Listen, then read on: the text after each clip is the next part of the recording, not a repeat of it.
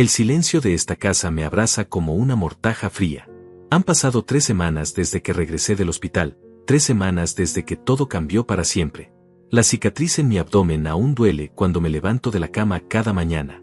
Una cirugía de vesícula que me costó $8,000 de mis ahorros, dinero que guardé durante años trabajando como contador en la misma empresa durante 40 años. Nunca pensé que tendría que pagarlo solo, nunca imaginé que mi propio hijo me vería como una carga. Lorenzo llegó el día que regresé del hospital. Venía con Rebeca, su esposa, y sus 2 hijos pequeños. Los recibí con los brazos abiertos, pensando que venían a cuidarme, a acompañarme en mi recuperación. ¡Qué ingenuo fui! El aire olía a desinfectante y esperanza cuando crucé el umbral de mi casa. Esperanza que se desvanecería como humo en apenas 72 horas. El primer día fue diferente. Rebeca preparó sopa de pollo, la misma receta que Elena solía hacer cuando alguien se enfermaba. Lorenzo me ayudó a caminar hasta el sofá, sosteniéndome del brazo con cuidado. Cassandra, mi nieta de 22 años, se quedó conmigo viendo películas antiguas de Cantinflas. Sus risas llenaban la sala, y por un momento sentí que todo volvería a la normalidad. Pensé que todo estaría bien. Pero algo en sus miradas me inquietaba, algo que no pude descifrar hasta que fue demasiado tarde. Me llamo Damián Fonseca, tengo 70 años, y hasta hace poco creía que conocía a mi familia. ¡Qué equivocado estaba! El segundo día algo cambió completamente. Lorenzo llegó temprano, cargando cajas de cartón corrugado que hizo ruido al dejarlas en el piso de madera. «Papá, necesitamos organizar mejor esta casa», me dijo sin mirarme a los ojos, su voz había perdido la calidez del día anterior. «Hay demasiadas cosas inútiles aquí». Rebeca asintió con una sonrisa que ahora reconozco como falsa, una sonrisa ensayada frente al espejo. «Es por tu bien, Damián. Una casa más ordenada te ayudará a recuperarte mejor». Comenzaron por la sala de estar. Los libros que había coleccionado durante décadas, desde novelas de García Márquez hasta manuales de contabilidad que ya no usaba. Las fotografías enmarcadas de mi difunta esposa Elena, nuestros momentos en Acapulco, en las pirámides de Teotihuacán, en la boda de Lorenzo. Los recuerdos de 45 años de matrimonio. Todo fue a parar a esas cajas sin ceremonia, sin respeto, como si fueran desperdicios. «Esto ya no sirve», decía Rebeca levantando el jarrón de cerámica azul que Elena compró en nuestro aniversario número 20. Lo sopesó en sus manos como si fuera basura. «Esto está roto», agregaba Lorenzo tirando mi viejo radio Panasonic, el mismo que me acompañó durante tantas noches de insomnio después de que Elena murió. El radio que aún funcionaba perfectamente, que me despertaba cada mañana con las noticias.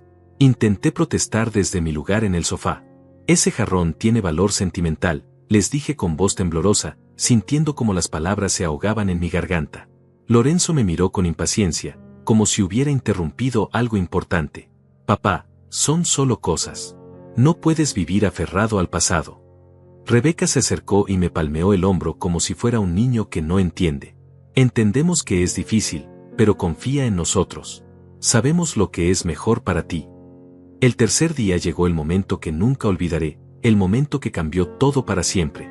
Me desperté sintiéndome más débil que nunca. La herida me punzaba como si miles de agujas atravesaran mi piel cada vez que respiraba. El vendaje se había movido durante la noche y podía sentir la humedad pegajosa que indicaba que algo no estaba bien. Bajé las escaleras despacio, aferrándome al pasamanos de madera que Elena había pulido tantas veces. Cada paso era una lucha contra el dolor que se extendía desde mi abdomen hasta la espalda. Encontré a Lorenzo desayunando tranquilamente mientras leía el periódico deportivo. Rebeca preparaba café en la cafetera que Elena y yo compramos en nuestro primer aniversario, como si fuera la dueña absoluta de la casa. El aroma del café me recordó las mañanas felices que ya no volvería a tener. «Lorenzo», le dije con voz entrecortada, sintiendo como el aire se me escapaba, «¿podrías ayudarme a cambiar las vendas? Me duele mucho y creo que necesito ir al médico. Algo no está bien». No terminé la frase. Mi hijo levantó la vista del periódico con una expresión que nunca había visto antes en sus 45 años de vida. Una mezcla de fastidio, impaciencia y desprecio que me heló la sangre y me hizo dudar si realmente era mi hijo. «No estamos aquí para servirte», gritó golpeando la mesa con tanta fuerza que su taza se tambaleó peligrosamente. El café se derramó sobre el periódico, manchando las páginas deportivas con un líquido oscuro que se extendía como mi propia desesperanza. Rebeca ni siquiera se inmutó, siguió removiendo su café como si hubiera ensayado este momento 1000 veces. Tienes que aprender a ser independiente, papá. No puedes esperar que todos estemos corriendo detrás de ti como si fueras un inválido. El aire se volvió espeso, irrespirable, cargado de una tensión que podría cortarse con cuchillo. Sentí como si me hubieran dado una bofetada, pero no en la cara, sino directamente en el alma, en esa parte donde guardaba todos mis recuerdos como padre. Este era mi hijo, el niño que crié con Elena, al que le enseñé a andar en bicicleta, al que le pagué los estudios universitarios, al que apoyé cuando perdió su primer trabajo y se quedó sin dinero durante 6 meses. El mismo que ahora me miraba como si fuera un estorbo, un viejo inútil que había perdido el derecho de existir en su propia casa. Me quedé ahí parado en mi pijama arrugada, sintiéndome más pequeño de lo que me había sentido jamás, mientras ellos siguieron desayunando como si nada hubiera pasado, como si no hubieran destrozado a un hombre que solo pedía un poco de compasión. Ese fue el momento exacto en que comprendí una verdad terrible: ya no tenía familia. Solo tenía huéspedes extraños que se habían apoderado de mi vida y estaban decididos a destruir todo lo que quedaba de ella. Los días siguientes se convirtieron en una pesadilla silenciosa. Lorenzo y Rebeca habían establecido su dominio sobre mi casa como generales, conquistando territorio enemigo. Ya no me pedían permiso para nada. Simplemente tomaban decisiones y yo tenía que acatarlas, como un huésped indeseado en mi propio hogar. El cuarto día comenzaron con la cocina. Rebeca llegó temprano, antes de que yo despertara, y cuando bajé encontré todas mis ollas y sartenes apiladas en el piso. «Estas cosas están muy viejas, Damián», me dijo sin levantar la vista. «Compramos utensilios nuevos, más modernos». Señaló hacia la encimera donde había colocado un juego de ollas brillantes que debió costar al menos $300. «Los pagamos nosotros, así que ahora cocinaremos nosotros». Mi set de ollas había sido un regalo de Elena para nuestro 10º aniversario. Cada abolladuras, cada rayón tenía una historia. La sartén grande donde preparaba mis huevos cada mañana, la olla donde Elena hacía su famoso mole para las fiestas familiares. «Pero esas ollas funcionan perfectamente», protesté débilmente. Lorenzo apareció desde el patio cargando una bolsa de basura. «Ya están en el camión de la basura, papá. No hay vuelta atrás». Sentí un vacío en el estómago que no tenía que ver con la cirugía. Era como si estuvieran borrando mi existencia pieza por pieza. Rebeca había reorganizado toda la despensa, tirando mis cereales favoritos, mi café instantáneo, mis galletas de avena. «Esto no es saludable para tu edad», decía mientras llenaba los estantes con productos orgánicos que costaban el triple. «A partir de ahora vas a comer mejor». El quinto día atacaron mi dormitorio. Entré a mi cuarto después de almorzar y encontré a Rebeca revisando mi armario. Tenía la ropa de Elena en sus manos, los vestidos que aún conservaban su perfume después de 3 años. «Esto ocupa mucho espacio», me dijo como si hablara del clima. «Y ya es hora de que superes la muerte de tu esposa. No es sano aferrarse tanto al pasado».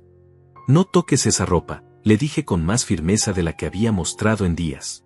«Es lo único que me queda de Elena». Rebeca suspiró con exasperación. «Damián, tienes que ser realista. Ella ya no está. Esta ropa solo te está deprimiendo más». Comenzó a meter los vestidos en una bolsa de donación. El vestido amarillo que Elena usó en nuestro último aniversario, la blusa roja de nuestra luna de miel, el suéter gris que le regalé en su cumpleaños número 60. «Para», grité con una voz que no reconocí como mía. Lorenzo apareció inmediatamente en la puerta, como si hubiera estado esperando este momento. «¿Qué pasa aquí?», preguntó con tono autoritario. «Tu papá no quiere que done la ropa vieja», le dijo Rebeca con falsa tristeza. «Está siendo muy difícil». Lorenzo me miró con esa expresión de paciencia fingida que había perfeccionado. «Papá, Rebeca tiene razón. Mamá no va a volver. Tienes que seguir adelante». Sus palabras fueron como puñaladas. «Además, esta ropa podría ayudar a familias necesitadas. ¿No te parece egoísta quedártela solo para ti?». Me quedé sin argumentos. ¿Cómo explicarles que esos vestidos eran mi conexión con 45 años de amor? Que a veces, en las noches más solitarias, abrazaba esa ropa y podía sentir que Elena aún estaba conmigo. ¿Cómo decirles que donar esas prendas sería como enterrarla una segunda vez? El sexto día cambiaron las cerraduras. Lo hicieron mientras yo dormía mi siesta de la tarde. Desperté con el sonido de un taladro y encontré a un cerrajero instalando nuevos seguros en todas las puertas. «Es por seguridad», me explicó Lorenzo cuando bajé confundido. «Este barrio se ha vuelto peligroso. Necesitamos cerraduras más fuertes. Rebeca me entregó una sola llave, nueva y brillante. Ten cuidado de no perderla, me dijo con una sonrisa que no llegaba a sus ojos. Estas cerraduras son especiales, muy caras. Nos costaron $400 instalarlas. No me dijeron que ellos tenían copias de todas las llaves. No me explicaron por qué necesitaban cambiar las cerraduras de una casa donde yo había vivido seguro durante 30 años. Esa noche intenté entrar a la cocina para prepararme un té. La puerta estaba cerrada con llave. La cocina se cierra después de las 9, me informó Rebeca desde la sala. Es para evitar accidentes. A tu edad, cocinar de noche puede ser peligroso. Tuve que pedirles permiso para entrar a mi propia cocina, en mi propia casa, para prepararme una simple taza de té. El 7º día desapareció mi televisión del dormitorio. La vendimos, me dijo Lorenzo cuando pregunté. Necesitábamos el dinero para los gastos de la casa. Además, ver televisión en la cama es malo para tu postura. Habían vendido el televisor que Elena y yo compramos para ver nuestras telenovelas favoritas.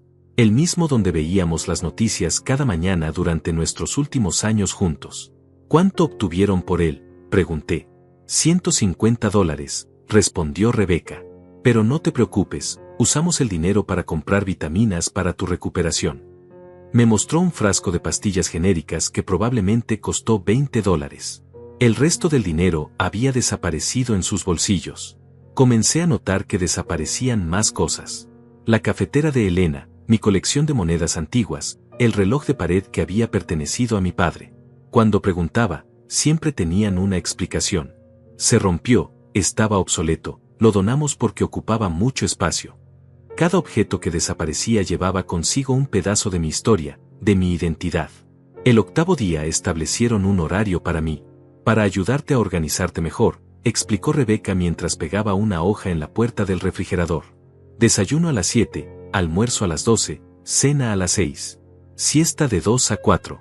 Televisión solo hasta las 8. Era como estar en un geriátrico, pero en mi propia casa. ¿Y si no tengo hambre a las 12?, pregunté. Tendrás hambre, respondió Lorenzo. El cuerpo se acostumbra a los horarios. Es mejor para tu salud. No me preguntaron qué quería comer, qué programas quería ver, si prefería levantarme más tarde. Mis preferencias ya no importaban. El 9º día trajeron a los niños más tiempo. Los pequeños, de 6 y 8 años, corrían por toda la casa gritando y rompiendo cosas. Cuando uno de ellos tiró mi lámpara favorita y se hizo pedazos, Rebeca simplemente dijo, son niños, Damián. Los niños rompen cosas. Tienes que tener paciencia. Pero cuando yo dejé mi taza de café en la mesa de la sala, Lorenzo me gritó, esta no es tu cantina, papá. Usa posavasos. Esta mesa es de madera fina. Era la mesa que Elena y yo compramos hace 20 años, pero ahora parecía que yo era el único que no tenía derecho a usarla libremente. El 10º día me di cuenta de que ya no reconocía mi propia casa. Los muebles habían sido reubicados, las paredes tenían cuadros nuevos que no me gustaban, hasta el aroma había cambiado. Ya no olía a hogar, olía a extraños. Ya no se sentía como mi refugio, se sentía como una prisión decorada. Esa noche, acostado en mi cama solitaria, escuché a Lorenzo y Rebeca hablando en la sala. Sus voces llegaban hasta mi cuarto a través de las paredes delgadas. Está más dócil, decía Rebeca. El proceso está funcionando. Sí, respondía Lorenzo. Pronto podremos pasar a la siguiente fase. No entendía de qué hablaban, pero algo en sus tonos me heló la sangre. Había algo siniestro en la manera como planeaban mi vida, como si fuera un problema que resolver en lugar de una persona que amar. Me quedé despierto hasta muy tarde, sintiendo como las paredes de mi propia casa se cerraban sobre mí como las de una tumba. La 3ª semana fue cuando comprendí que había dejado de ser el dueño de mi propia vida. Lorenzo y Rebeca ya no fingían consultarme sobre nada. Tomaban decisiones como si yo fuera un mueble más de la casa, algo que había que tolerar pero que no tenía voz ni voto en los asuntos importantes.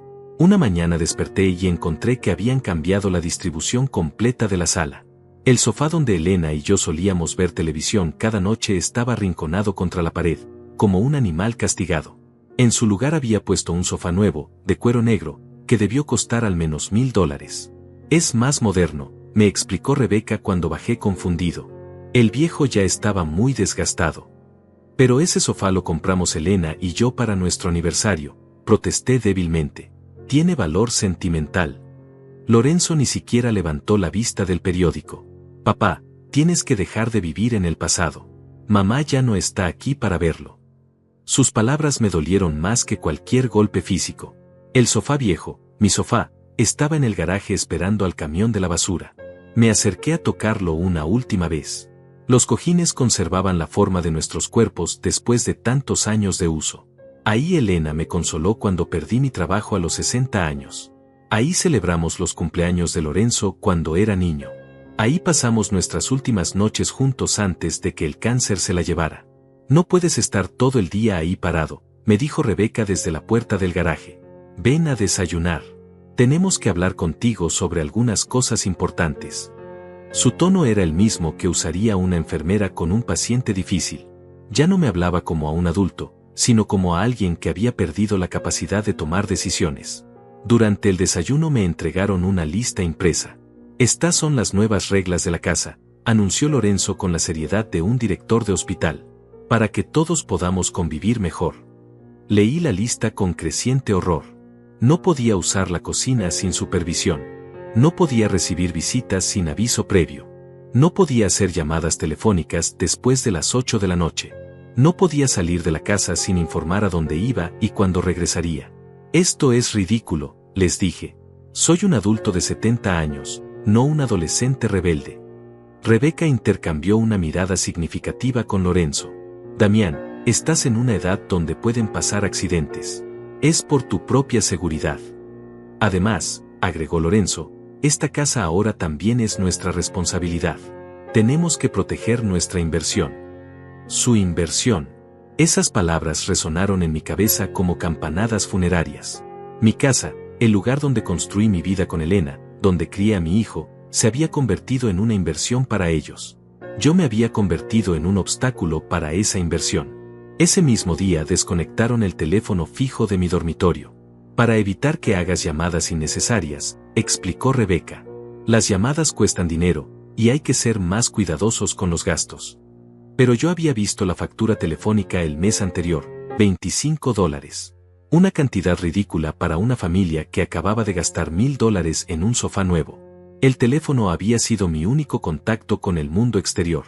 Mis pocos amigos que aún vivían, mi médico, mi antigua oficina donde a veces llamaba para saludar a excompañeros. Ahora, si quería hacer una llamada, tenía que pedirles permiso y hacerla en su presencia, mientras ellos escuchaban cada palabra que decía. La primera vez que intenté usar esta nueva regla, quise llamar a mi doctor porque me dolía la herida. ¿Realmente es necesario?, preguntó Lorenzo. Las consultas médicas cuestan dinero. ¿No puedes esperar a ver si se te pasa solo? Era mi salud, mi cuerpo, mi dinero el que pagaría la consulta, pero ellos decidían si podía o no buscar atención médica. Rebeca comenzó a controlar también mi correo. Para ayudarte a organizarte mejor, decía mientras revisaba cada sobre que llegaba. Las cartas del banco, los estados de cuenta, las facturas de servicios. Todo pasaba primero por sus manos antes de llegar a las mías. No queremos que te estreses con papeleo innecesario, explicaba con esa sonrisa falsa que había perfeccionado. Un día llegó una carta importante del banco sobre mis ahorros. Rebeca la abrió y la leyó antes que yo. Tu cuenta tiene buen saldo, comentó casualmente. $45,000. Es mucho dinero para que esté ahí sin generar nada. Me arrebató la carta de las manos. Lorenzo y yo podríamos ayudarte a invertir mejor ese dinero. Tenemos experiencia en finanzas. Ese dinero es para mis gastos médicos y emergencias, les dije firmemente. Elena y yo lo ahorramos durante años para nuestra vejez. Lorenzo se acercó con esa expresión que había desarrollado, mezcla de paciencia fingida y condescendencia. Papá, con tu edad, ese dinero podría servirte mejor si está bien invertido. Nosotros sabemos de estas cosas. No confiaba en ellos. Algo en sus miradas me decía que mi dinero correría la misma suerte que mis pertenencias, desaparecería gradualmente con explicaciones convincentes. Esa noche escondí mi chequera en un lugar donde no pudieran encontrarla, dentro de un libro que sabía que nunca leerían. Los días se volvieron una rutina opresiva. Me despertaba cuando ellos decidían, comía lo que ellos preparaban, veía televisión cuando ellos lo permitían. Mi opinión sobre cualquier tema se había vuelto irrelevante. Cuando intentaba sugerir algo, me interrumpían con frases como a tu edad es normal confundirse o mejor deja que nosotros nos encarguemos de eso. Dejé de sentirme como una persona. Me había convertido en una carga que había que gestionar, un problema que había que resolver. Cuando hablaban de mí en mi presencia, usaban la tercera persona, como si yo no estuviera ahí. Él necesita más vitaminas, él debería caminar más, él está muy deprimido últimamente. Una tarde, mientras fingía dormir mi siesta obligatoria, los escuché hablando en la sala. Está más débil cada día, decía Rebeca. Física y mentalmente. El doctor dice que es normal a su edad. Perfecto, respondió Lorenzo. Eso hará todo más fácil cuando llegue el momento. ¿Qué momento? Esas palabras me llenaron de un terror que no había sentido nunca. Había algo siniestro en su conversación, algo que me hizo entender que mis sospechas no eran paranoia de viejo. Estaban planeando algo, y yo era el obstáculo que había que remover. Esa noche, por primera vez en semanas, me miré al espejo de mi dormitorio. El hombre que me devolvía la mirada era un extraño. Demacrado, encorvado, con ojos apagados. Había perdido al menos 10 kilos desde la cirugía. Mi ropa colgaba de mi cuerpo como trapos en un espantapájaros. Pero más que la apariencia física, lo que me asustó fue darme cuenta de que había perdido algo más importante, mi dignidad. Había permitido que me trataran como un inválido mental, como alguien incapaz de tomar decisiones sobre su propia vida. Había aceptado las migajas de respeto que me ofrecían, agradecido de que al menos me dejaran vivir en mi propia casa. Me senté en el borde de mi cama, en la misma habitación donde Elena y yo habíamos dormido durante 30 años, y por primera vez desde que regresé del hospital, lloré. Lloré por la casa que ya no era mía, por las pertenencias que habían desaparecido, por la familia que había perdido sin darme cuenta. Pero sobre todo, lloré por el hombre que había sido y que parecía haber muerto junto con Elena. Las lágrimas corrían por mis mejillas mientras me daba cuenta de una verdad terrible. Si no hacía algo pronto, iba a morir en esta cama, solo y olvidado, sin haber recuperado jamás el control de mi propia vida. Lorenzo y Rebeca no me estaban cuidando, me estaban enterrando vivo, día a día, decisión tras decisión. Pero en medio de esa desesperación, sentí algo que no había experimentado en semanas, una chispa de rabia. Una pequeña llama de indignación que se encendió en lo más profundo de mi pecho. Tal vez aún no estaba completamente derrotado. Tal vez quedaba algo del hombre que había sido, esperando el momento adecuado para resurgir. El momento que cambiaría todo llegó de la manera más inesperada. Era un jueves por la tarde, durante mi siesta forzada, cuando escuché voces familiares en el jardín.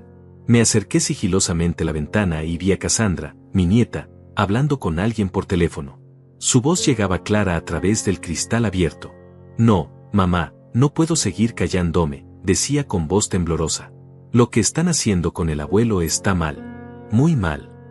Hubo una pausa larga. Sí, sé que papá es tu hijo, pero eso no justifica nada. El abuelo está enfermo y ellos lo están tratando como si fuera su enemigo. Mi corazón comenzó a latir más rápido. Cassandra era la única que parecía darse cuenta de lo que estaba pasando.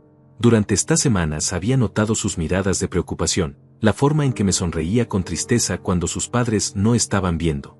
Pero nunca pensé que ella entendiera realmente la magnitud de la situación. Maite, tienes que venir, continuó Cassandra. Tienes que ver con tus propios ojos lo que está pasando aquí. Papá y mamá han perdido la cabeza completamente.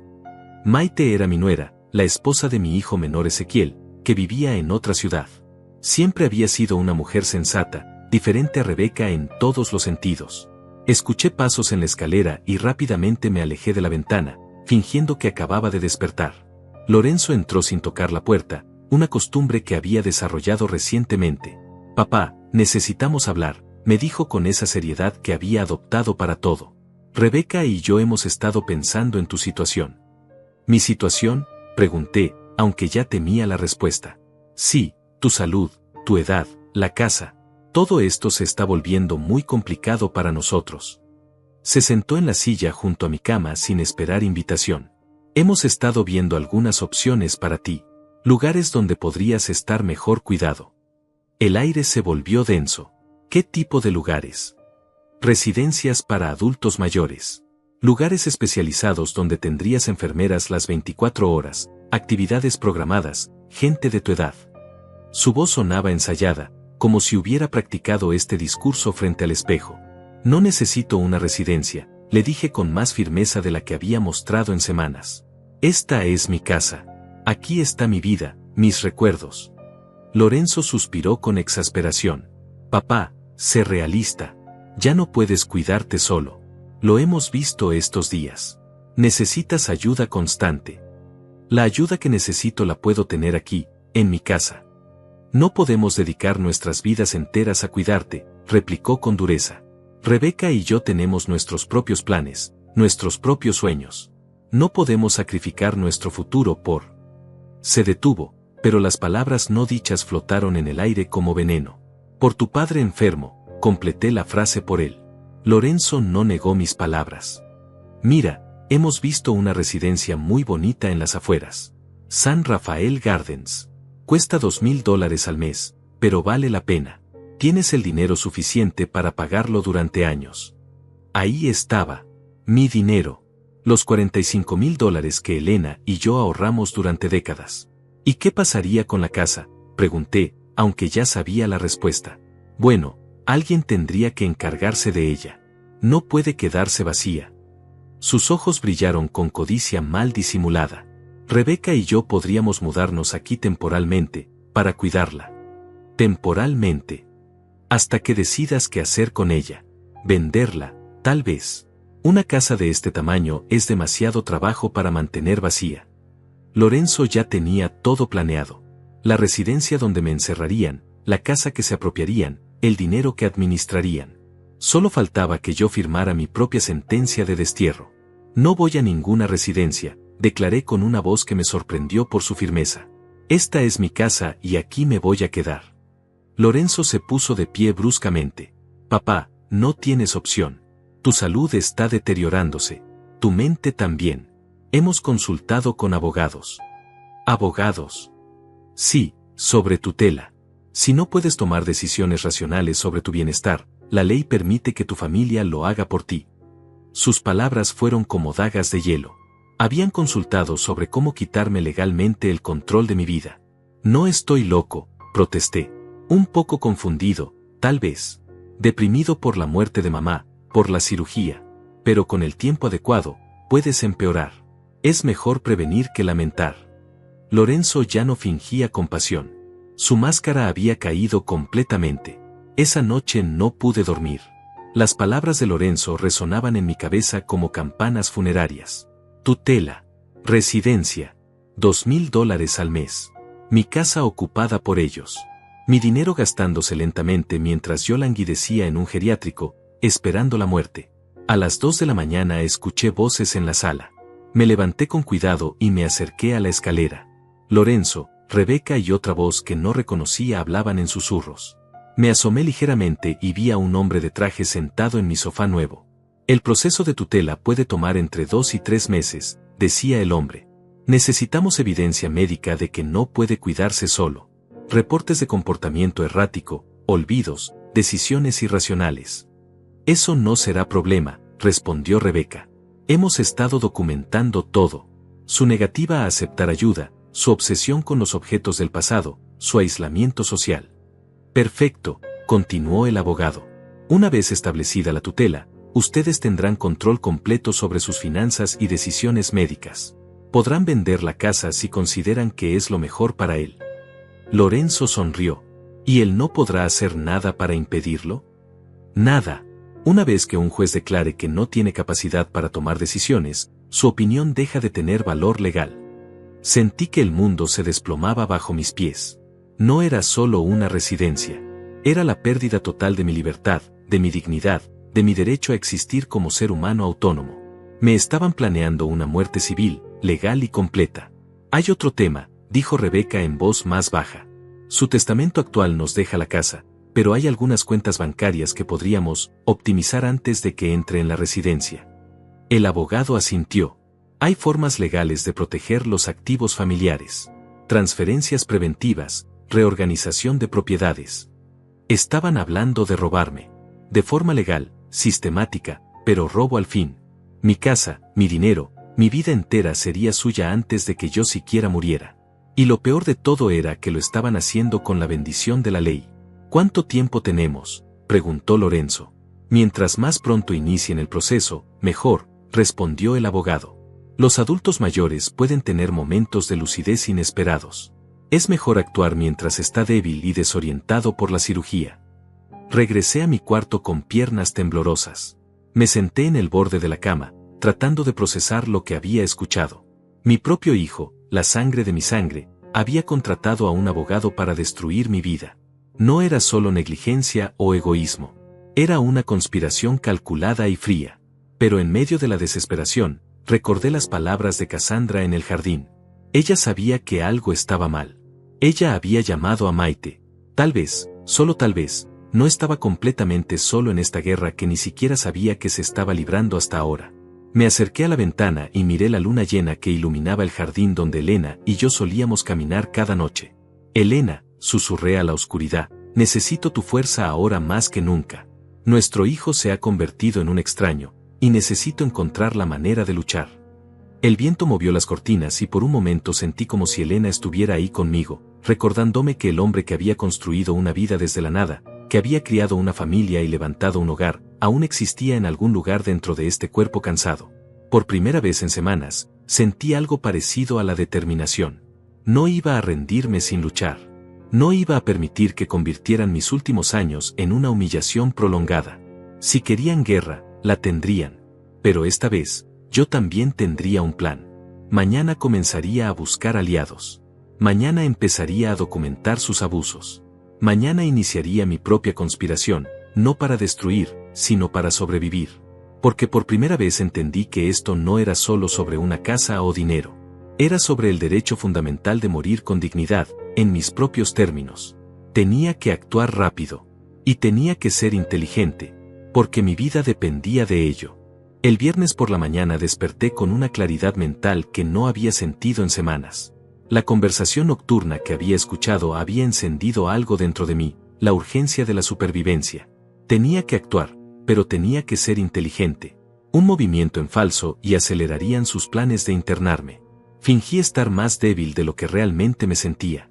Durante el desayuno dejé que Rebeca me ayudara a cortar el pan, gemí un poco al levantarme de la silla, actuando el papel del anciano indefenso que ellos querían ver. «Estás mejor hoy», comentó Lorenzo con satisfacción. «Más cooperativo». Si supiera que mi cooperación era parte de una estrategia. Esperé hasta que salieran de compras para hacer mi primera llamada.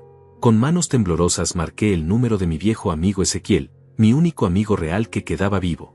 Habíamos trabajado juntos en la misma empresa durante 20 años, antes de que ambos nos jubiláramos. «Damián, qué sorpresa», contestó con genuina alegría. «Hace semanas que no sé de ti. ¿Cómo te fue con la cirugía?». Su voz cálida me reconfortó inmediatamente. «Ezequiel, necesito verte urgentemente», le dije en voz baja. «¿Puedes venir a mi casa?». «Por supuesto, amigo. ¿Está todo bien? Suenas extraño». «No puedo hablar por teléfono. Ven cuando puedas, pero no les digas a Lorenzo ni a Rebeca que vienes. Diles que vas de paso por el barrio». Hubo una pausa.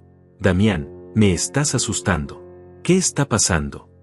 «Todo te lo explico cuando llegues. Solo, ven pronto». Ezequiel llegó 2 horas después. Lo vi desde la ventana de mi cuarto, caminando por la acera con su bastón y su paso cuidadoso de hombre de 68 años. Bajé rápidamente y le abrí la puerta antes de que tocara el timbre. «Tienes muy mala cara», fue lo primero que me dijo. «Has perdido mucho peso». Lo hice pasar rápidamente al estudio, el único cuarto donde sabía que podíamos hablar sin ser escuchados. Durante la siguiente hora le conté todo. Cada humillación, cada objeto desaparecido, cada regla impuesta, la conversación nocturna con el abogado. Ezequiel me escuchó en silencio, su rostro se iba ensombreciendo con cada detalle. «Hijo de puta», murmuró finalmente. «Perdón por la expresión, pero tu hijo se ha convertido en un hijo de puta». Sus palabras, aunque crudas, me hicieron sentir validado. No estaba loco. No estaba imaginando cosas. «¿Qué puedo hacer?», le pregunté. «Si inicio un proceso legal, ellos acelerarán el de tutela. Si me resisto demasiado, dirán que estoy perdiendo la razón». Ezequiel se quedó pensativo. «Necesitas ayuda profesional. Un abogado propio, alguien que pueda proteger tus intereses. ¿Conoces a alguien?». «Mi sobrino Carlos es abogado». Se especializa en derecho familiar y casos de abuso a adultos mayores. Es discreto y honesto. Ezequiel sacó su teléfono. Le voy a hablar ahora mismo. Pero vendrá hasta acá. Lo convenceré. Este tipo de casos le hierven la sangre. Mientras Ezequiel hablaba por teléfono, yo vigilaba por la ventana. Lorenzo y Rebeca seguían fuera, pero podían regresar en cualquier momento. Carlos puede venir mañana sábado, me informó Ezequiel. Pero necesita que le tengas toda la documentación lista. Estados de cuenta, escrituras de la casa, cualquier papel importante. La mayoría está en la caja fuerte de mi estudio, le dije. Pero ellos han estado revisando mi correo. Pueden saber de mis cuentas bancarias. Entonces mañana vamos a ir al banco, decidió Ezequiel. Necesitas proteger tu dinero antes de que ellos encuentren la manera de acceder a él. Escuchamos el motor del auto de Lorenzo en la entrada. Tienes que irte, le dije urgentemente. Si te ven aquí harán preguntas. Ezequiel me abrazó fuertemente. Resiste, amigo. No estás solo en esto. Mañana empezamos a luchar. Lo acompañé hasta la puerta trasera y lo vi alejarse por el jardín hacia la calle paralela. Cuando Lorenzo y Rebeca entraron, yo estaba en mi lugar habitual en el sofá, fingiendo ver televisión. ¿Cómo has estado?, preguntó Rebeca con esa falsa solicitud que había perfeccionado. Bien, respondí. Un poco cansado. Esa noche fingí irme a dormir temprano, pero en realidad me quedé despierto organizando mi plan. Saqué silenciosamente todos los documentos importantes de la caja fuerte, las escrituras de la casa, los estados de cuenta bancarios, mi testamento, las pólizas de seguro. Los escondí debajo del colchón, el lugar menos sofisticado pero más seguro que se me ocurrió. El sábado por la mañana les dije que me sentía mal del estómago y que prefería quedarme en cama. Es normal después de una cirugía, comentó Lorenzo sin mostrar preocupación real. Descansa todo lo que necesites. Era exactamente lo que esperaba que dijera. Ezequiel llegó a las 10 con Carlos, un hombre de unos 40 años con aspecto serio pero amable. Mi tío me contó su situación, me dijo sin preámbulos. He visto casos similares. Lo que le están haciendo es abuso financiero y emocional. Sus palabras me dieron una extraña sensación de alivio. Tenía nombre lo que me estaba pasando. ¿Puedo hacer algo legalmente? Mucho, respondió Carlos mientras revisaba mis documentos. Pero tenemos que actuar rápido. Si ellos ya consultaron sobre tutela, es solo cuestión de tiempo antes de que presenten la solicitud. ¿Cuánto tiempo tengo? Días, tal vez semanas. Depende de qué tan organizados estén. Carlos revisó mis estados de cuenta con atención profesional. 45,000 en ahorros, la casa pagada, un seguro de vida por $100,000. Silbó admirativamente. Entiendo por qué quieren sacarlo de aquí. Está hablando de mucho dinero. ¿Qué me recomienda? Primero, vamos a proteger sus activos. Necesitamos sacar su dinero de cuentas donde ellos podrían eventualmente acceder y ponerlo en una cuenta nueva, en otro banco. Eso es legal. Completamente. Es su dinero.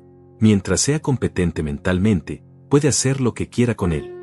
Segundo, continuó Carlos, vamos a documentar todo lo que han hecho. Fotos de los objetos que desaparecieron, grabaciones de conversaciones si es posible, testimonio de testigos. Miró a Ezequiel.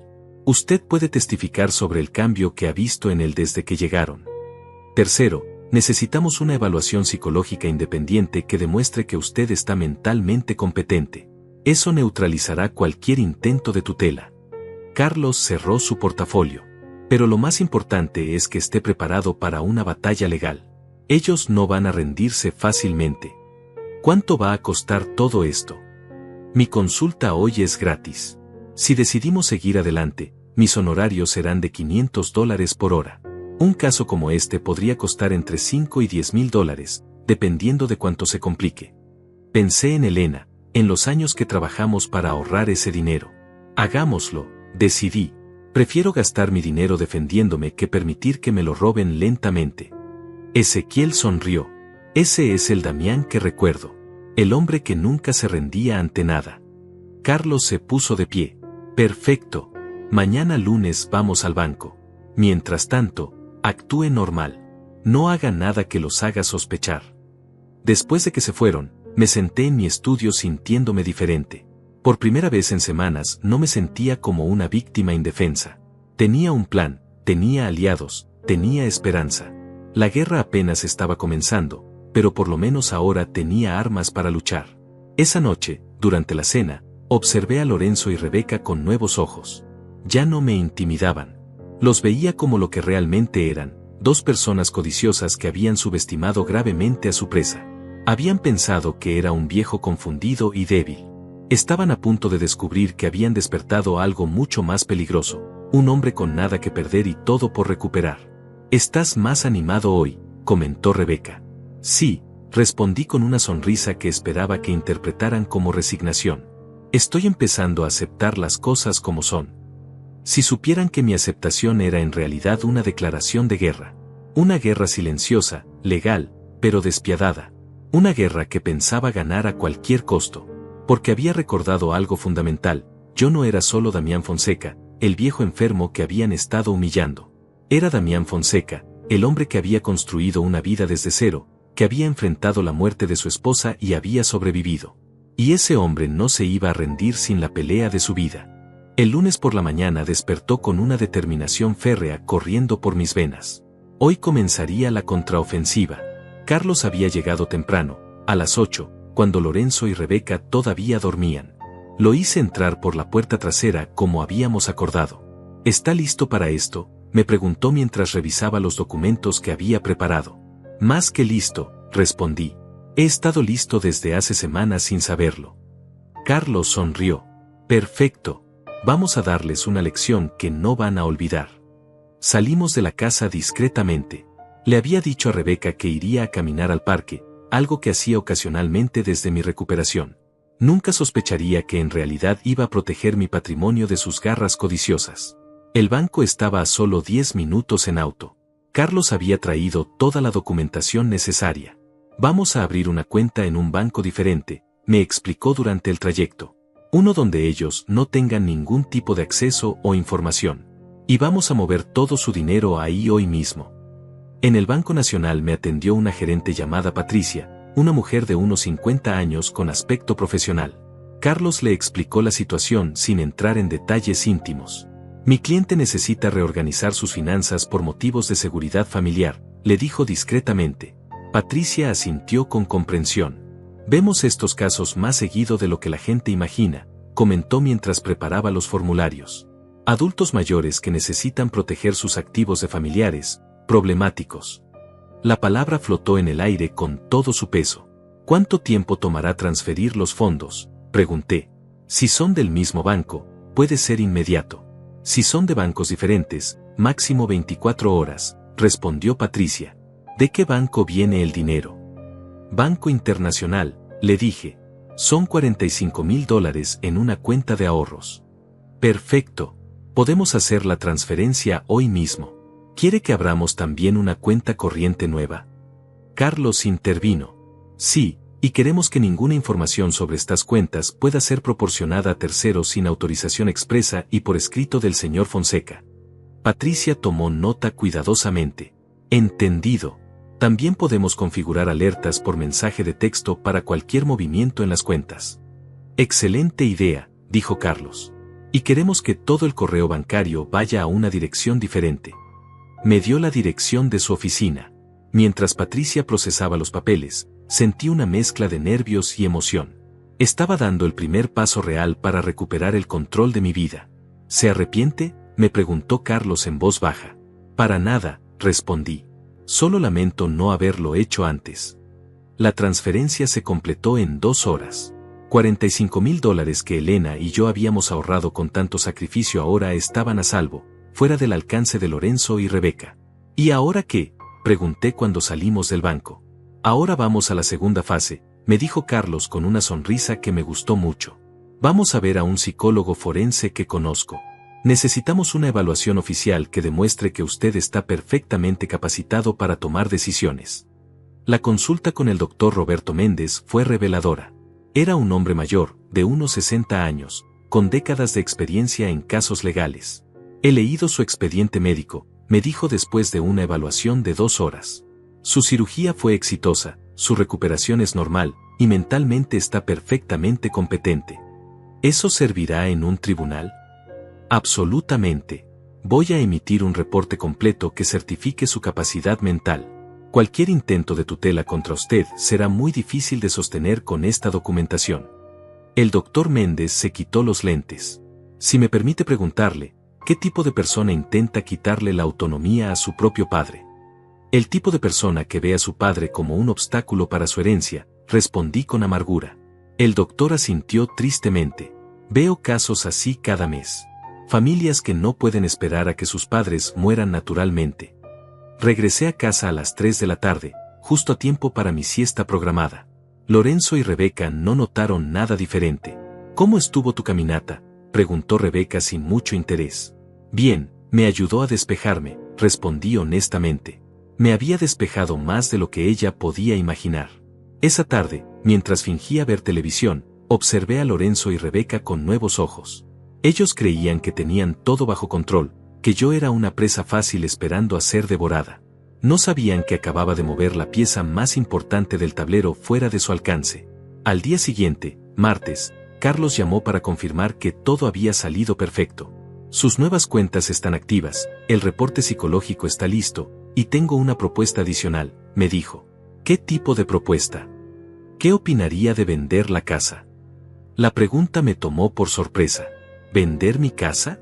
Pero es mi hogar. Escúcheme.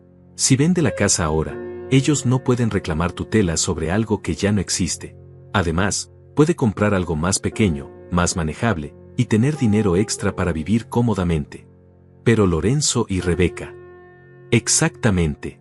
Si vende la casa, tendrán que irse. No tendrán base legal para quedarse, no tendrán justificación para cuidarlo, y sobre todo, no tendrán acceso a su patrimonio. La idea era audaz, casi temeraria. ¿Cuánto vale mi casa? He hecho una evaluación preliminar.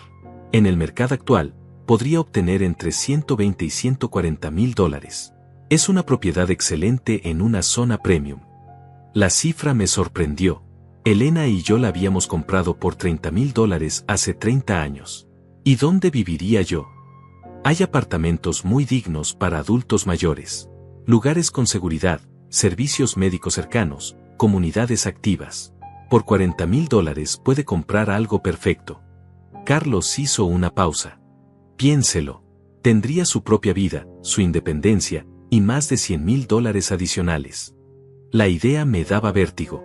Vender la casa significaba cortar el último lazo con Elena, con nuestros recuerdos juntos. Pero también significaba libertad total. ¿Cuánto tiempo tomaría? Si encuentra comprador rápido, 2 o 3 semanas. He hablado con un agente inmobiliario que se especializa en ventas urgentes. Y ellos no podrán hacer nada para impedirlo. Nada. La casa está a su nombre únicamente. Mientras sea competente mentalmente, puede venderla a quien quiera, cuando quiera. Carlos parecía entusiasmado con la idea. Sería la jugada perfecta. Los dejaría sin nada. Esa noche no pude dormir. La idea de vender la casa me atormentaba y me emocionaba al mismo tiempo. Por un lado, perdería el lugar donde había construido mi vida con Elena. Por otro, recuperaría mi libertad y mi dignidad. Me levanté silenciosamente y caminé por la casa en la oscuridad. Cada cuarto tenía recuerdos. La cocina donde Elena preparaba mis comidas favoritas, la sala donde veíamos televisión cada noche, el dormitorio donde habíamos dormido juntos durante 30 años. Pero también recordé las últimas semanas. Esta casa ya no era mi hogar. Se había convertido en mi prisión. Lorenzo y Rebeca la habían contaminado con su codicia, la habían vaciado de amor y llenado de resentimiento. Ya no olía a hogar, olía a conspiración. Me detuve frente a la ventana del estudio, mirando el jardín que Elena cuidaba con tanto amor. ¿Qué harías tú, amor?, susurré a la oscuridad. ¿Lucharías por una casa que ya no es un hogar, o buscarías un nuevo lugar donde ser feliz? El viento movió las cortinas y por un momento sentí la presencia de Elena. No como un fantasma, sino como una certeza cálida en mi pecho. Elena siempre había sido práctica, siempre había puesto la felicidad antes que las posesiones materiales. Una casa es solo madera y cemento, solía decir. Un hogar está donde están las personas que te aman. En esta casa ya no había personas que me amaran. Solo había depredadores esperando mi muerte para repartirse los despojos. Elena estaría conmigo donde quiera que fuera, porque ella vivía en mi corazón, no en estas paredes. Al amanecer había tomado mi decisión. Llamé a Carlos desde el teléfono del estudio. Quiero vender la casa, le dije sin preámbulos. ¿Estás seguro?, preguntó. Completamente seguro. ¿Cuándo podemos empezar? Hoy mismo. Puedo traer al agente inmobiliario esta tarde. Pero tenemos que ser discretos. Si Lorenzo y Rebeca se enteran antes de tiempo, podrían complicar las cosas. Entendido. ¿A qué hora? A las 2. Dígales que va a recibir a un técnico para revisar algo de la casa. Colgué el teléfono sintiéndome extrañamente liberado. En pocas horas comenzaría el proceso que cambiaría mi vida para siempre. Lorenzo y Rebeca creían que me tenían atrapado, pero estaba a punto de darles la sorpresa de sus vidas. La guerra había comenzado oficialmente. Y esta vez, yo tenía la ventaja del factor sorpresa. El momento de la verdad llegó un viernes por la noche, exactamente 3 semanas después de que Carlos y yo iniciáramos nuestro plan. La casa ya estaba vendida. El contrato se había firmado esa misma mañana por $135,000, $5,000 más de lo que esperábamos. El comprador, un joven matrimonio, pagaría en efectivo y quería tomar posesión en 10 días. Lorenzo había organizado una reunión familiar para esa noche. Había invitado a Cassandra, a sus 2 hijos pequeños, e incluso había llamado a Ezequiel y a Maite para que vinieran desde la otra ciudad. Queremos hablar de tu futuro, papá, me había dicho esa mañana con esa sonrisa falsa que ya conocía tan bien. Es importante que toda la familia esté presente. Yo sabía exactamente de qué querían hablar. Era la noche en que planeaban anunciarme oficialmente que me internarían en la residencia San Rafael Gardens. Habían preparado todo, los papeles de internación, el proceso de tutela ya iniciado en secreto, probablemente hasta tenían la fecha de traslado. Lo que no sabían era que yo también tenía una sorpresa preparada. A las 7 de la noche estábamos todos reunidos en la sala. Lorenzo presidía la reunión sentado en el sofá nuevo que había comprado con mi dinero. Rebeca estaba a su lado, con esa expresión de falsa preocupación que había perfeccionado. Cassandra parecía incómoda, mirándome con ojos tristes. Ezequiel y Maite habían llegado 1 hora antes, confundidos por la urgencia de la convocatoria. Bueno, familia, comenzó Lorenzo con solemnidad teatral, los hemos reunido porque necesitamos tomar una decisión importante sobre papá. Me miró como si fuera un problema médico a resolver. Su salud se ha deteriorado mucho desde la cirugía, y Rebeca y yo estamos muy preocupados. ¿Deteriorado cómo?, preguntó Ezequiel con sospecha. A mí me parece que Damián está bien. Lorenzo intercambió una mirada significativa con Rebeca. Tío Ezequiel, entendemos que no has estado aquí día a día para verlo. Pero papá ha mostrado signos preocupantes. Confusión, olvidos, decisiones irracionales. Eso es mentira, intervino Cassandra súbitamente. Todos se voltearon a mirarla. Abuelo no está confundido. Está triste, está solo, pero no está confundido. Lorenzo la miró con severidad. Cassandra, eres muy joven para entender estas cosas. Soy lo suficientemente mayor para ver cuando alguien está siendo maltratado, replicó mi nieta con valentía. Lo que han hecho con el abuelo estos meses es horrible. Cassandra, la regañó Rebeca. No sabes de lo que hablas. Hemos cuidado a tu abuelo día y noche. ¿Cuidado? Cassandra se puso de pie. ¿Llaman cuidado a tirar sus cosas, cambiar las cerraduras, tratarlo como si fuera un inútil? El ambiente se tensó inmediatamente. Lorenzo estaba perdiendo el control de su narrativa cuidadosamente construida. El punto, continuó Lorenzo elevando la voz, es que papá necesita cuidado profesional. Hemos encontrado una residencia excelente donde... No, lo interrumpí con voz firme. No voy a ninguna residencia. Papá, no tienes opción, dijo Lorenzo con esa dureza que había mostrado tantas veces en privado. Ya hemos iniciado el proceso de tutela. Un médico certificó que no puedes cuidarte solo. Sacó unos papeles de un folder. Esto es solo una formalidad. La decisión ya está tomada. ¿Un médico certificó que?, preguntó Maite con indignación. ¿Cuándo? ¿Qué médico? Un especialista en geriatría, respondió Rebeca. Alguien que sabe de estas cosas. ¿Y Damián estuvo presente en esa evaluación?, preguntó Ezequiel. Lorenzo vaciló. Bueno, no fue necesario. El médico revisó su historial médico y... Eso es una farsa, gritó Cassandra. No pueden decidir sobre la vida del abuelo sin que él esté presente. Era mi momento. Me puse de pie lentamente, sintiendo todas las miradas sobre mí. Familia, dije con voz clara y fuerte, yo también tengo algunos anuncios que hacer esta noche. Lorenzo frunció el ceño. Papá, siéntate. Estamos tratando de... No, dije con autoridad. Ahora me toca hablar a mí. Durante meses he escuchado sus planes para mi vida. Esta noche van a escuchar los míos. Saqué de mi bolsillo los documentos que Carlos había preparado. Primero, quiero que sepan que ayer me sometí a una evaluación psicológica completa con el doctor Roberto Méndez, un psicólogo forense reconocido por los tribunales. Las caras de Lorenzo y Rebeca palidecieron. Según su reporte oficial, estoy perfectamente capacitado mental y físicamente para tomar todas mis decisiones. Segundo, continué disfrutando de sus expresiones de shock. Ayer también terminé de transferir todos mis activos financieros a nuevas cuentas bancarias donde ustedes no tienen, ni tendrán jamás, ningún tipo de acceso. ¿Qué? Lorenzo se puso de pie bruscamente. ¿De qué estás hablando? Estoy hablando de mis $45,000 que pensaban administrar cuando me declararan incapaz, respondí con calma. Dinero que ahora está completamente fuera de su alcance. Rebeca se había puesto roja de ira. No puedes hacer eso. Somos tu familia. Exacto. Son mi familia. No mis tutores, no mis guardianes, no los administradores de mi patrimonio. Mi voz se hizo más dura.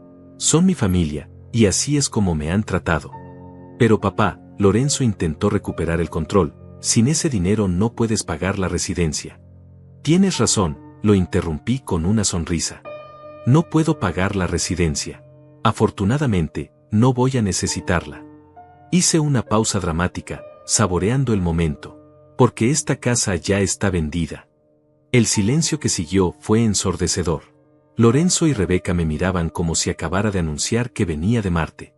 ¿Qué dijiste?, susurró Lorenzo. Dije que la casa está vendida. Firmé el contrato esta mañana. $135,000. Los nuevos propietarios toman posesión en 10 días. Saqué el contrato de venta y lo puse sobre la mesa. Todo completamente legal. Todo ya finalizado. Eso es imposible, gritó Rebeca. No puedes vender la casa sin consultarnos. ¿Por qué no?, pregunté con inocencia fingida. Es mi casa. Está a mi nombre.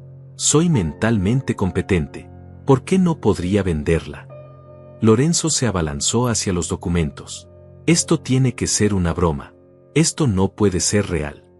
Sus manos temblaban mientras leía el contrato. Un momento. ¿Y nosotros qué? ¿Dónde vamos a vivir?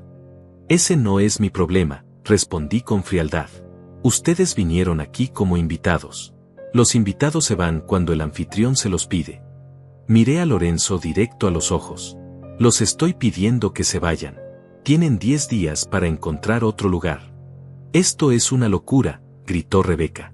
Llama a la policía, Lorenzo. Esto tiene que ser ilegal. No hay nada ilegal, intervino Ezequiel, que había estado sonriendo durante toda mi presentación. Damián es dueño de la casa y puede hacer con ella lo que le dé la gana. ¿Tú sabías de esto?, lo acusó Lorenzo. Por supuesto que lo sabía, respondió Ezequiel con orgullo. He estado ayudando a tu padre a recuperar su dignidad después de meses de abuso. ¿Abuso? Rebeca se puso histérica. Nosotros lo hemos cuidado.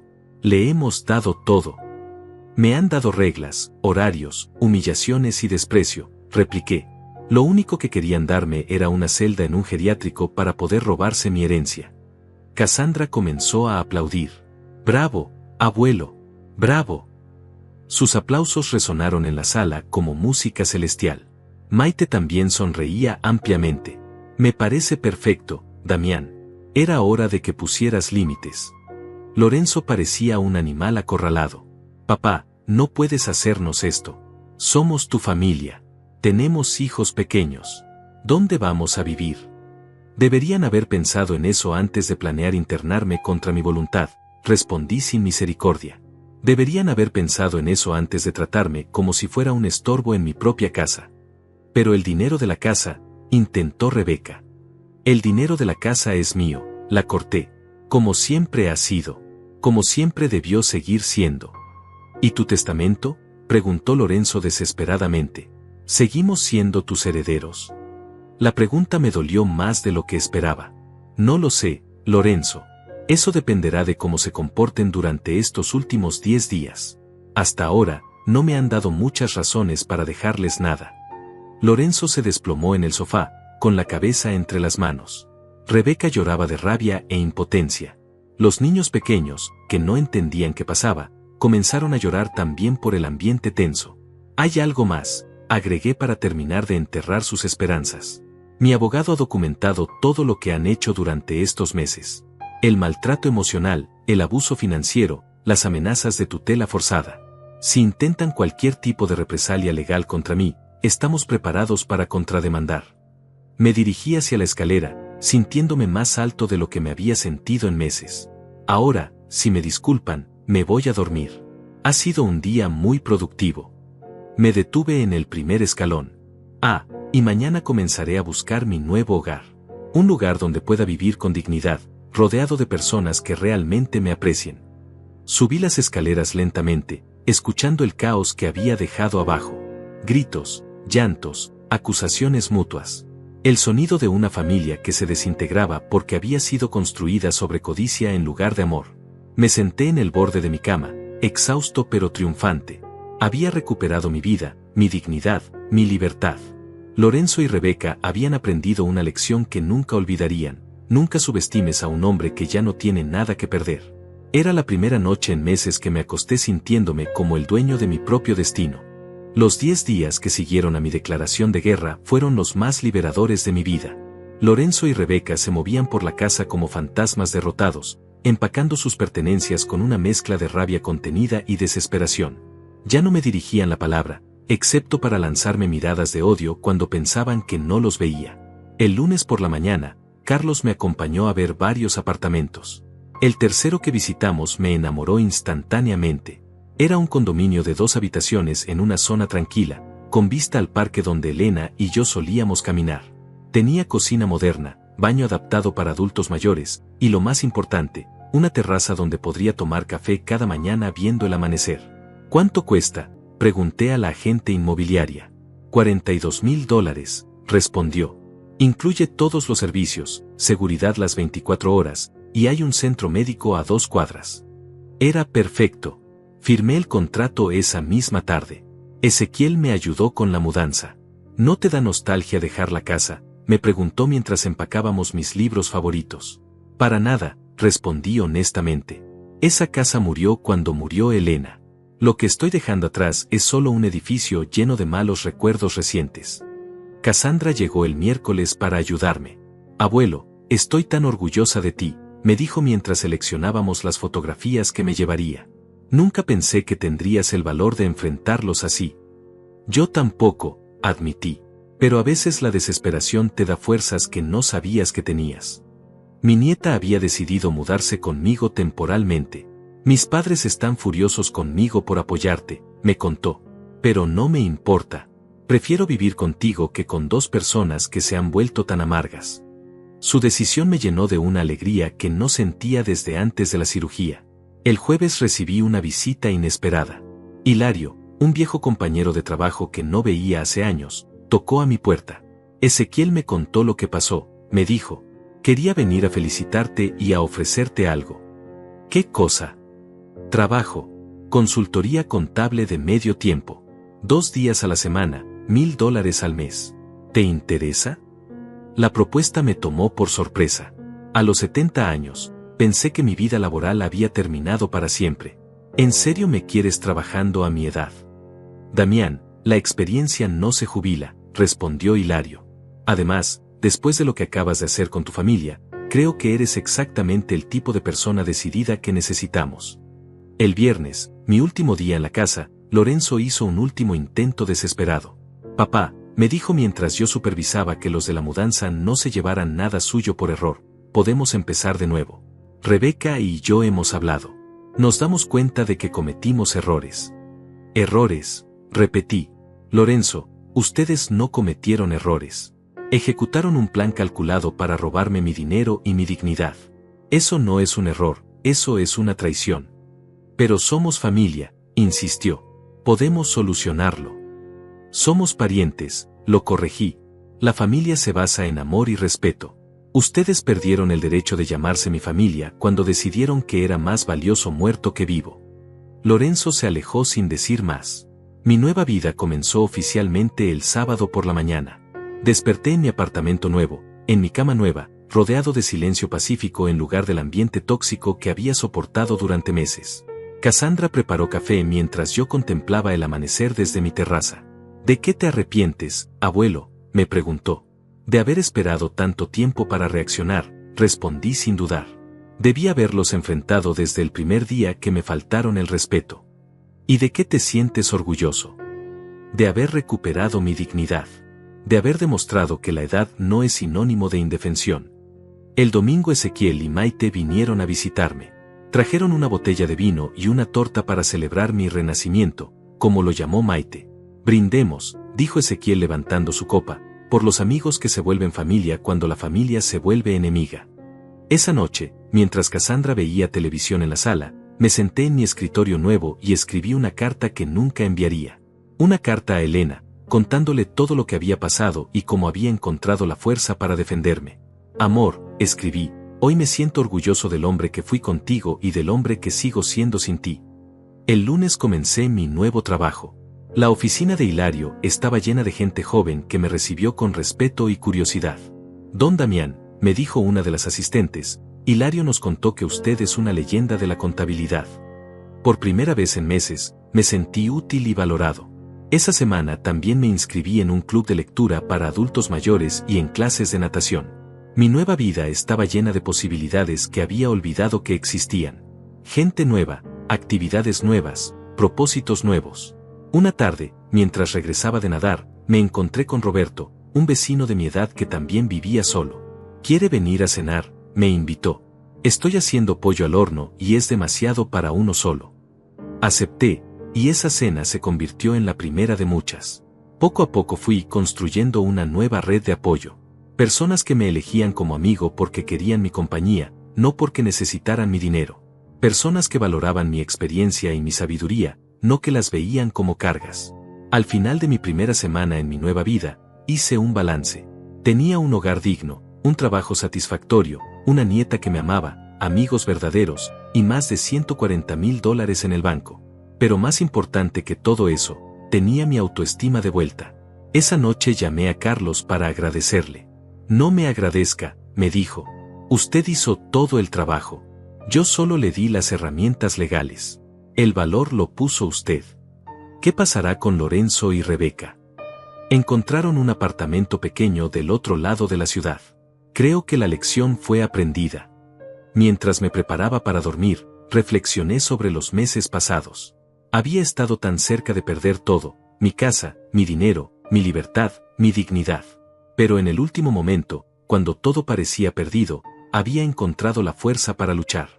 No era el final que había imaginado para mis años dorados, pero era infinitamente mejor que el que Lorenzo y Rebeca habían planeado para mí. Era mi final, decidido por mí, construido por mí, y eso lo hacía perfecto. 6 meses después de la noche que cambió mi vida para siempre, me encuentro sentado en mi terraza viendo el atardecer sobre el parque donde Elena y yo solíamos caminar. El café humeante en mis manos me recuerda que cada mañana es una nueva oportunidad de elegir cómo vivir, una lección que aprendí demasiado tarde pero no demasiado tarde para importar. Esta tarde recibí una llamada que no esperaba. Era Lorenzo. Su voz sonaba diferente, más pequeña, despojada de esa arrogancia que había desarrollado durante aquellos meses oscuros. Papá, me dijo después de un silencio incómodo, quería saber cómo estás. Estoy bien, Lorenzo, respondí honestamente. Mejor de lo que he estado en mucho tiempo. He estado pensando en lo que pasó, continuó con voz temblorosa. Creo que perdimos el rumbo. Rebeca y yo. No sé cómo llegamos a ser esas personas. Había lágrimas en su voz. ¿Podrías perdonarnos algún día? La pregunta me atravesó el pecho como una flecha. Lorenzo, le dije después de pensarlo cuidadosamente, el perdón no es algo que se otorga de una sola vez. Es algo que se construye día a día, con acciones que demuestran arrepentimiento real. Hice una pausa. Si realmente quieres mi perdón, tendrás que ganártelo. No con palabras, sino con la forma en que elijas vivir de ahora en adelante. ¿Cómo?, preguntó con desesperación. Siendo el hombre que Elena y yo criamos, no el extraño codicioso en que te convertiste, respondí. Aprende a valorar a las personas más que al dinero. Aprende que la familia se basa en amor, no en herencias. Me darás una oportunidad. El tiempo lo dirá, hijo. El tiempo lo dirá. Después de colgar, me quedé pensando en el poder transformador del sufrimiento. Lorenzo había tenido que perder todo para empezar a entender lo que realmente importa. Su llamada no me llenó de alegría, pero tampoco de amargura. Me llenó de una extraña paz, la paz que viene de saber que uno ha tomado las decisiones correctas. Cassandra entró a la terraza cargando 2 platos con la cena que había preparado. ¿Era papá?, preguntó. Sí. ¿Y cómo te sientes? Como un hombre que ya no tiene miedo del futuro, respondí. Mi nieta había decidido quedarse conmigo indefinidamente, estudiando para ser trabajadora social. Quiero ayudar a otras familias a no destruirse como casi se destruyó la nuestra, me había dicho. Esta semana también recibí noticias del doctor que me operó. Los análisis de control mostraron que mi recuperación había sido completa. Para ser honesto, me dijo durante la consulta, esperaba verte más deteriorado después de lo que me contaste que pasó con tu familia. Pero estás mejor que muchos pacientes 20 años menores. Doctor, le respondí, resulta que la dignidad es la mejor medicina para el alma. Y cuando el alma está sana, el cuerpo la sigue. Él sonrió y anotó algo en mi expediente. Voy a recordar esa frase para otros pacientes. Mi trabajo con Hilario se ha convertido en algo más que una consultoría. Ahora soy el consejero senior de la firma, y 2 veces por semana jóvenes contadores vienen a preguntarme sobre casos complicados. Don Damián, me dijo una de ellas la semana pasada, ¿cómo hace para tener tanta paciencia con problemas tan complejos? Mija, le respondí, cuando has sobrevivido a la traición de tu propia familia, cualquier problema de números se vuelve simple. Ella se rió, pero yo hablaba en serio. Las crisis financieras de las empresas no se comparan con las crisis del corazón. El club de lectura se ha convertido en mi actividad favorita de la semana. Somos 12 adultos mayores que nos reunimos cada jueves para discutir libros, inevitablemente, terminar hablando de nuestras vidas. Damián, me dijo Roberto la semana pasada, tu historia nos ha inspirado a todos a no aceptar el maltrato de nuestras familias. No era mi intención convertirme en un ejemplo, le respondí. Solo quería sobrevivir. A veces, intervino Miriam, otra del grupo, sobrevivir con dignidad es el ejemplo más poderoso que podemos dar. Sus palabras me llegaron profundo. Tal vez mi lucha había servido para algo más grande que mi propia salvación. Ayer recibí una carta de una abogada llamada Tania que había leído sobre mi caso en un periódico local. Señor Fonseca, escribía, su historia ha llegado a mis oficinas a través de varios clientes que enfrentan situaciones similares. Le interesaría dar una charla en nuestro seminario sobre derechos de adultos mayores. La idea me intrigó. Hablar públicamente sobre lo que viví podría ayudar a otros que están pasando por lo mismo. ¿Por qué no?, pensé. Si mi humillación puede convertirse en fortaleza para otros, entonces valió la pena cada lágrima derramada. Esta mañana desperté pensando en Elena. No con la tristeza de los primeros años después de su muerte, sino con la calidez de quien guarda tesoros preciosos en el corazón. Amor, le dije al aire matutino, creo que te sentirías orgullosa del hombre en que me he convertido después de casi perderte también a ti. El dinero de la venta de la casa y mis ahorros están seguros en el banco, pero ya no me definen.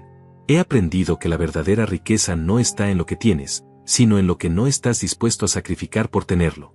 Mi dignidad, mi libertad, mi derecho a ser respetado, esos son mis verdaderos tesoros.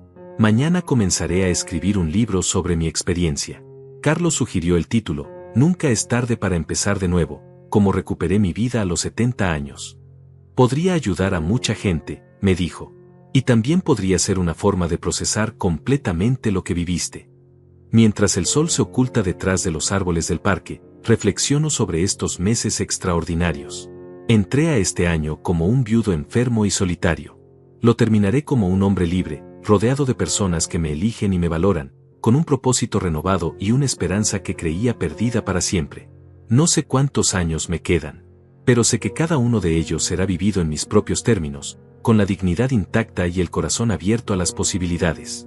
He aprendido que el final de una historia puede ser también el comienzo de otra mejor. Lorenzo tal vez aprenda a ser nuevamente mi hijo. O tal vez no. Pero yo ya no necesito su aprobación para ser feliz. He construido una nueva familia elegida, una nueva vida elegida, un nuevo propósito elegido.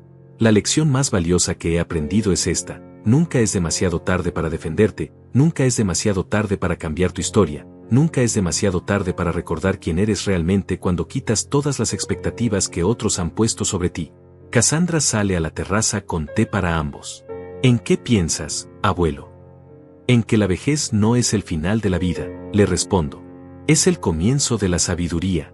Y la sabiduría sin dignidad no vale nada, pero la dignidad con sabiduría puede mover montañas. Ella sonríe y me abraza. Te amo, abuelo. Y yo a ti, mi niña. Gracias por recordarme que aún hay amor verdadero en este mundo. Cuando la luna llena apareció sobre la ciudad, cerré los ojos y sentí una paz profunda llenando cada rincón de mi ser. Esta era mi vida ahora. Elegida, construida y protegida por mí mismo. Y cuando el viento nocturno movió las hojas del árbol más cercano, pude jurar que escuché la voz de Elena susurrando: bien hecho, mi amor. Bien hecho. No hay final más perfecto que ese.